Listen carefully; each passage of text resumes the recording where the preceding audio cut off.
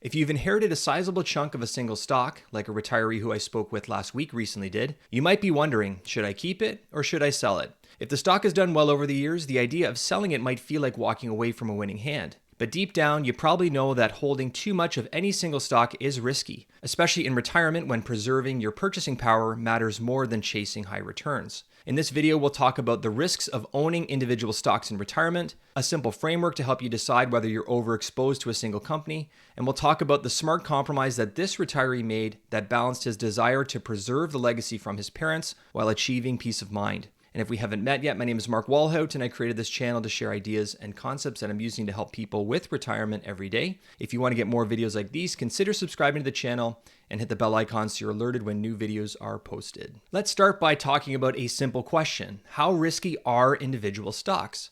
Many investors, perhaps even you, are used to hearing that investing is about staying the course. Markets go up and down, but if you're patient, you'll be rewarded in the long run. And that advice is absolutely true for diversified portfolios. If you own thousands of stocks and bonds spread across different sectors and regions, history shows that every major market decline has eventually been followed by a full recovery and even higher highs. But that's not always the case for individual stocks. A company can underperform the market for decades, merge into another company, go bankrupt, or simply fall out of favor. Unlike diversified portfolios, individual stocks don't come with the same level of certainty that they will eventually recover.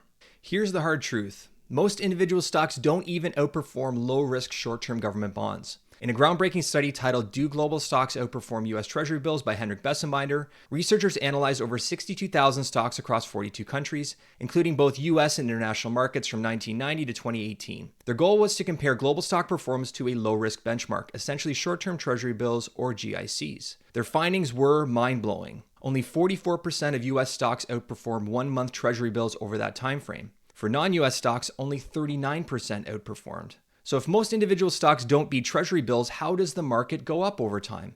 The answer lies in this surprising fact. Only a tiny number of stocks carry the market.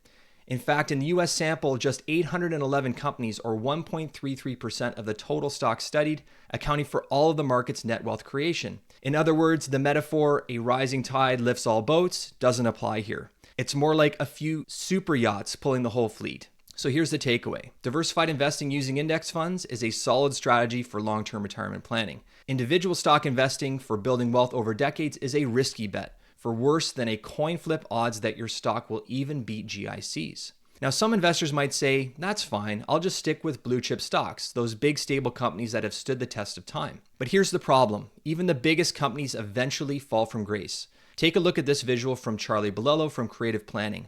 The top 10 US stocks change over time, dramatically. In fact, none of the top 10 companies from 1990 are still on the top 10 list today. The blue chips of the past are often the laggards of tomorrow. So if single stock investing is that risky, does that mean this retiree should just sell the stock and move on? Not necessarily. It can be totally reasonable for a retiree to hold a single stock position as long as they understand the risks and have a backup plan if things don't go their way. Here's a simple 3-part framework that I use with this client, and one you can use to evaluate your own situation. Step number 1, when do you need the money? If you need the money in the short term, you need stability, so think cash or safer investments. If it's money you won't need for many years, you may have more capacity to take the additional risk. Step 2, what's your plan B? If the stock drops by say 50% and stays down for a long time, what will you do? Can you still meet your goals? Do you have other resources that you can rely on? Finally, step 3, do a mental swap. Imagine for a moment if you didn't own the stock and instead you held the same amount of dollars in cash. Would you go out and buy that same stock with all that cash?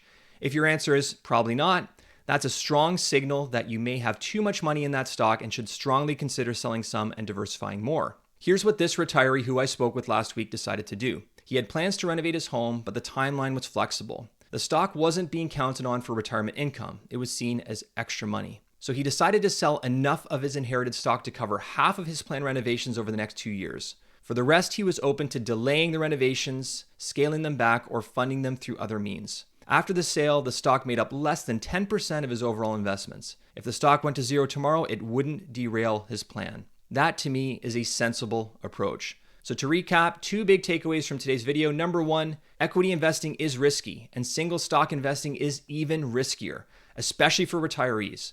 Remember, less than half of individual stocks even beat riskless short-term government debt and GICs over long periods of time. Number 2, if you're going to hold a single stock position, keep it small and go through the checklist. When do you need the money? What's your plan B? Would you buy the stock back today with all that same cash? Thanks for watching this video all the way to the end. If you like it, give it a thumbs up, leave your questions and comments below. Thanks again, and I'll speak with you soon. Take care.